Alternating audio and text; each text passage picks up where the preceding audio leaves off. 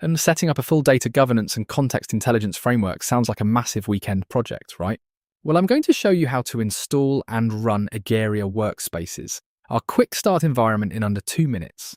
Let's do it right now in just 4 simple steps. Step 1. Make sure you have Docker Desktop installed and running on your machine. Egeria uses containers to spin up its ecosystem seamlessly, so having Docker active gives us our essential launchpad. Step 2. Grab the Egeria workspace environment. It's a repo on GitHub. Open up a terminal window exactly where you want to store your workspace. If you have Git installed, type the string on the screen. Don't have Git? No problem. Just open your browser, head to the repository page, click the code dropdown, and download the zip file directly. Unzip it in your directory, and you are ready to continue.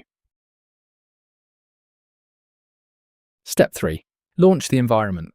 In your terminal, cd into the Egeria workspace folder and run the script away. Quickstart local.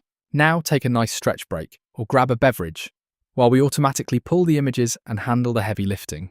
If you're curious, you can watch the active logs right inside Docker Desktop. It takes a few minutes for Egeria to load all the pre-built content, so give it an extra 5 minutes or so. Step 4. Verify it's alive. Once the terminal logs settle, open your browser and navigate to http:/localhost 8885.